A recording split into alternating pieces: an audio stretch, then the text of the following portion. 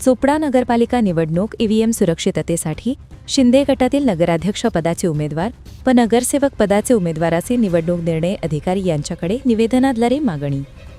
चोपडा नगरपालिका सार्वत्रिक निवडणूक 2025चे मतदान दिनांक 2 डिसेंबर 2025 रोजी झाले. मतमोजणीचे मूळ तारीख 3 डिसेंबर 2025 होती, परंतु माननीय न्यायालयाच्या आदेशानुसार मतमोजणी 21 डिसेंबर 2025 रोजी घेण्यात येणार आहे. या विलंबित काळात स्ट्रॉंगरूममध्ये ठेवलेल्या ईव्हीएमच्या सुरक्षिततेसाठी अधिक बळकट तांत्रिक व कायदेशीर उपायांची आवश्यकता आहे. शिवसेनेचे उमेदवारांनी निवडणूक निर्णय अधिकाऱ्याकडे अर्ज सादर करून ईव्हीएम सुरक्षिततेसाठी आवश्यक तांत्रिक साधने वापरण्याची मागणी केली आहे. त्यांनी सिग्नल जॅमर बसविणे, स्ट्रॉंगरूमचे 24x7 सीसीटीव्ही लाईव्ह फीड उपलब्ध करून देणे तसेच उमेदवारांना मोबाईलवरून स्ट्रॉंगरूम मॉनिटरिंगची परवानगी देण्याची मागणी केली आहे. शिंदे गटाचे नगराध्यक्ष पदासाठी निवडणूक लढविणाऱ्या नम्रता सचिन पाटील यांनी सांगितले की जळगाव पोलीस अधीक्षक महेश्वर रेड्डी चोपड्यात आली असताना देखील त्यांनी स्ट्रॉंगरूमला भेट दिली नाही. पोलीस अधीक्षक महेश्वर रेड्डी शहर पोलीस स्टेशनवरून परस्पर निघून गेल्याने शिवसेनेचे नगराध्यक्ष पदाचे उमेदवार नम्रता पाटील व नगरसेवक पदाचे उमेदवार यांनी नाराजी व्यक्त केली आहे. पोलीस अधीक्षकांनी का स्ट्रॉंगरूमला भेट दिली नाही याच्यावरून उमेदवारांनी निवडणूक आयोगाला निवेदन देऊन ईव्हीएम सुरक्षिततेसाठी आवश्यक उपाययोजना करण्याची मागणी केली आहे.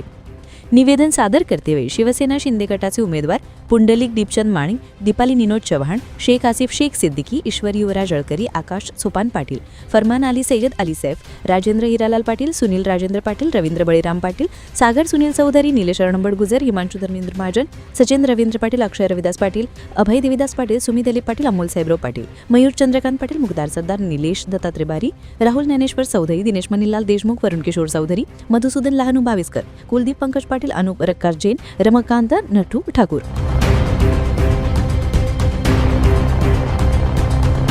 2 डिसेंबर रोजी जे झालेलं मतदान आहे नगरपालिकेचं, आम्हाला 3 तारखेला काउंटिंग होईल असं सांगितलेलं होतं, पण माननीय उच्च न्यायालयाच्या आदेशानुसार ते 3 तारखेऐवजी म्हणजे 3 डिसेंबरऐवजी 21 डिसेंबर करण्यात आलेलं आहे. परंतु आज रोजी चोपडा नगर परिषदेमध्ये जो स्ट्रॉंग रूम आहे त्या स्ट्रॉंग रूमचे पुरेसा त्यांचा स्ट्रॉंग रूमचे जे CCTV फुटेज आहे ते उपलब्ध करून देणे, उमेदवारांना मोबाईलवरून स्ट्रॉंग रूमची मॉनिटरिंग करण्याबाबतची परवानगी देणे या संबंधित आमच्या निवेदन देण्यात आलेलं आहे. आणि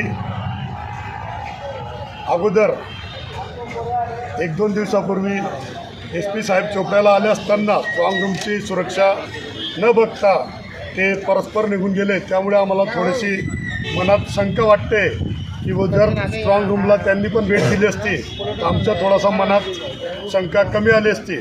परंतु आज बघायला गेलं तर आम्हाला स्ट्रॉंग रूमची सुरक्षासाठी आम्हाला जॅमर बसवण्याची परवानगी द्यावी हीच आमची आज रोजी मागणी आहे.